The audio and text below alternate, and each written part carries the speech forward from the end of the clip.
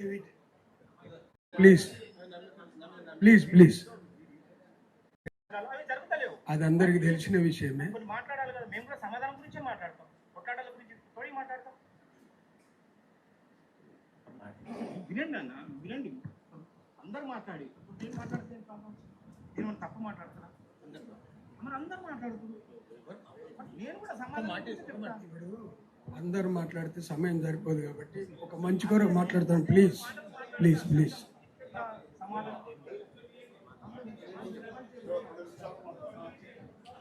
ప్రియమైన సహోదరులందరికీ ప్రభునామమున వందనాలండి. అసలు ఈ గొడవలు అనేది మెయిన్ ఎక్కడి నుంచి వస్తుందంటే డబ్బు కొరకే గొడవలు వస్తున్నాయి.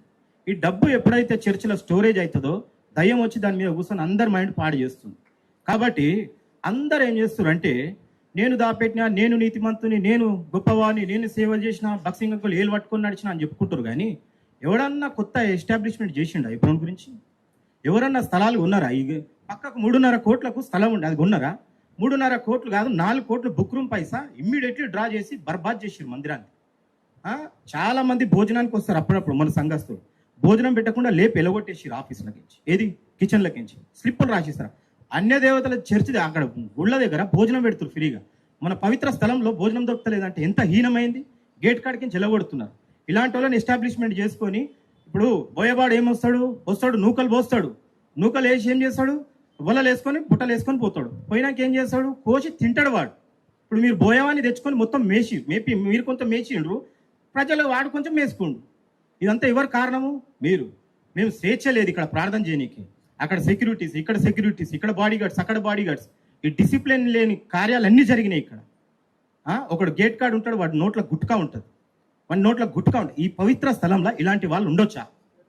ఇంత భయంకరమైన స్థితి మందిరం ఈ స్థాయికి వచ్చింది. ఎవరు పట్టించుకుంటలేరు. మేము సమాధానం, మీరు సమాధానం పడండి, వద్దంటలేము. కానీ మందిరంను శుభ్రపరచండి. నీకు మందిరం శుభ్రపరచడం ఇష్టం లేదా అన్న? ఇప్పుడు తమ్ముడు చెప్పినటువంటి అయ్యగారు అన్న చెప్తుండగా, ఎమ్మెల్సీ అన్న చెప్తుండే వినండి. ఆయన ఎంత కష్టపడ్డాడో, ఎంత చేసిండు. మేము కురియన్ అంకుల్కి ఎంత రెస్పెక్ట్ ఇస్తాం. ప్రతిదీ కురియన్ అంకుల్ అంటే అంటే వీళ్ళందరూ ఇష్టమా నీకు? సమాధానం. ఇప్పుడు మనం అందరం సమాధానం పడ్డాక ఎప్పుడైతే చర్చిలో డబ్బున్నా గానీ, ఆస్తులున్నా గానీ ఇమ్మీడియట్లీ సేవకు, సువార్తకు, వ్యాన్లకు, పరిచర్యకు వాడాలి. అది స్టోరేజ్ చేస్తే దొంగ వచ్చి ఇట్లనే ఎత్తుకుపోతాడు. అందరికి తెలుసు.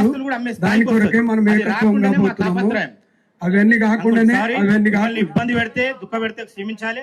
అంకుల్ కురియన్ అంకుల్ ను నేను ఎంతో ప్రేమిస్తా. నా ప్రతి ఏమంటారు ఇల్లు గృహప్రవేశిన అంకుల్ ఎన్నోసార్లు సమాధానం కొరకు డేవిడ్ మాట్లాడంటే ఇప్పుడు రాలేరు ఇద్దరు ముగ్గురు. దాని బాధ్యత ఎవరు? అంకుల్దా బాధ్యత? అంకుల్ది కాదు కదా. ఎప్పటి సందో చెప్పిండు, వాళ్ళు వస్తలేరు, డేవిడ్ వచ్చి సమాధానం పడతాం, మనం రెడీగా ఉంది. సో అందరు ఇప్పటికైనా ఛాన్స్ ఉంది. దేవుడు ఇంకా అవకాశం ఇచ్చిండు, ఇంకా మన ప్రాణాలతో పెట్టిండంటే అందరినీ ప్రేమించి రక్తంతో ఉన్నాడు కాబట్టి మోక్షం పోవాలని దేవుని ఉద్దేశం. ఇప్పటికైనా పాపాలు ఒప్పుకొని అందరూ క్షమింపబడి తిరిగి ఎత్తుకపోయిన అన్ని తీసుకొచ్చి మందిరంలో పెట్టి అందరు సమాధాన పడితే గొప్ప దీవెన మందిరం మీదకి, కుటుంబాల మీదకి వస్తుంది. Thank you. సారీ. దయచేసి సమాధానం కొరకే మాట్లాడాలి అన్న. మీరు అందరు చెప్పినట్టు నడుస్తుంది. దయచేసి